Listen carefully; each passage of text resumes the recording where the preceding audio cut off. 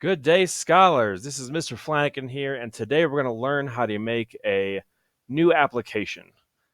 So if you scroll down on Google Classroom and you go to I have a dream application, we're going to make an application that allows the user to click on a picture of Dr. Martin Luther King and hear his famous civil rights speech. So we're going to start this a little differently than we usually did. If you click on I have a dream application here where you found the video, we're going to download this AIA file. All right, so just click on it and go ahead and click download.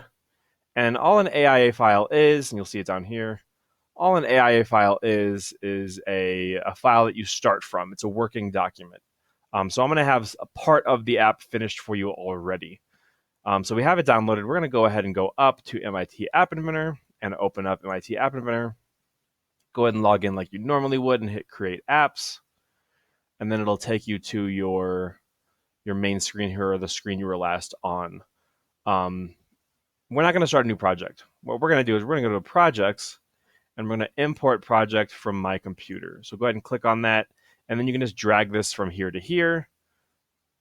I'm going to drag mine from a different place just because that one's named incorrectly. Just drag it over from here to here, or hit choose file and open it up from your Finder there on your Mac. And I'm using a PC for this, so it does look a little bit, it might look a little bit different in some parts. So there we go. I hit OK and it went ahead and opened. So you'll see already things I've done for you already. All right, as I named the application, the background is black already, and I've uploaded a bunch of media for you already. So you don't have to upload that. We already have media here for you. The first thing we're going to do, all right, is we're going to add a label. So if I go over my user interface here, you'll see the palette. I'm going to go label, and I'm going to work right to left. So here you'll see it's right here, and you don't see anything. That's an issue, right? So we're going to go over to label. We have it selected. I'm going to go to properties, and I'm going to change the text color to white. Now I can see the text. Now the text got to say something else, right? And we want this to say Martin Luther King. All right. Junior. Pretty sure. Martin Luther King Jr. There's that. You can just have Martin Luther King if you want. I'm going to change the font size of it. I'm going to go, let's see what 35 looks like. That's too big. 25. 25 looks pretty good. I'm going to bold it. I think it'll just look better. And then I want it in the center, right? So I have label selected. So all I'm seeing is the label properties. I'm going to select screen 1 and get the screen 1 properties. And I'm going to align everything to the center. All right, now it's in the center, and everything else I put on the screen will be in the center. So I have that. Now I need the picture of Dr. Martin Luther King, and I'm going to find image, put an image here, and I'm going to upload the picture. The picture's already uploaded. I'm just going to select it. So I believe the one we need is MLK JPEG. Yes, that's the one I wanted. So I got the picture now. Now, actually, I made a mistake, right? I told you what we wanted the user to be able to click on this image and hear the speech. You can't click on an image. That's an issue. We need a button. I'm going to delete that, and I'm going to get a button. All right? And that was just a little test for you there. I completely meant to do that. So I got the button. I changed the properties of the button, and I added the picture to the button. So now we got it as a button. All right, next thing. I need a label that tells the user what to do, right? The user might not know this is a button. I'm going to find a label and put it below here. I'm going to do the same thing. So I have the label 2 selected, text color white. I'm going to make the font just a little bit larger, not to overshadow the one at the top, but I'm going to do about 20.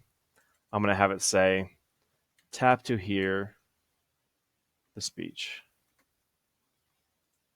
And that looks pretty good. Couple things we might want to change. I can barely see this. It says text for button 1 there. I'm going to select button 1. I'm going to get rid of the text for the button as well, just to make it look a little bit better. So that's basically the user interface, right? Now we need to label our components. Our components always need to be labeled. If your components aren't labeled, you're going to have a lot of trouble. So label 1, I'm going to rename it. I'm going to just rename it Martin Label. And you always do capital of the first letter of each. You don't put any spaces in there, it won't work. I'm going to label the next, I'm going to rename the next label. I'm going to see tap label, and then I'm going to name the button. I'm going to name it Martin Button with a capital M and a capital B. And the reason you capitalize those is because that's generally the coding structure in most languages, is that things need to be, there's no spaces, things are capitalized. It's just good to get in the habit of that, especially if we start doing JavaScript coding more in depth later. So this is our user interface. This is all we need right now. We have labels that tell the user what to do and what the image is, and we have a button that allows the user to click. All right. None of this is coded yet. What we're going to do for the code is we're going to go over to the blocks, and now I'm on the block screen. This is the coding screen, right? I'm going to click on Martin Button in order to get the code related to Martin Button. All right, and I'm going to drag when Martin Button is clicked. And what I want it to do is I want it to play his speech, right? Now we have an issue already. There's no component for playing stuff. So I'm going to go down to media, and I'm going to add a player. All right. So I added a player. It's a non-visible component. It just allows the user to code in a player. And I'm just going to rename it.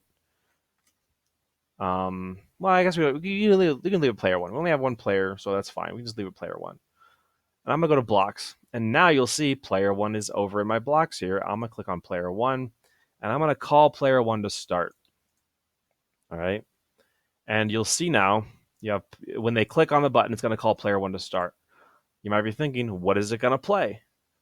Well, we haven't put that in there yet, right? Player one, the source of player one is nothing. So if they hit that button right now, it won't play anything. We're going to change the source to king.mp3, and that is Dr. King's speech. And there you go. So now let's check over everything. We've got everything here. We have our label that tells us what the button is. We have our button correctly with the image of Martin Luther King in there. And we have the label that tells us tells the user what to do, right? And we have a player with the source of king.mp3. And our blocks are as simple as this.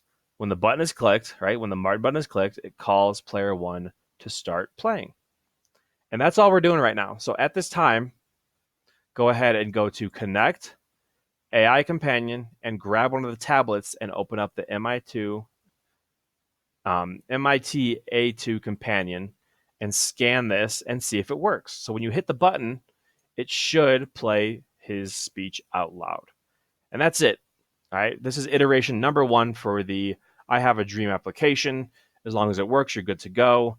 Go ahead and put this on your portfolio under Unit 1. Let's go ahead and do that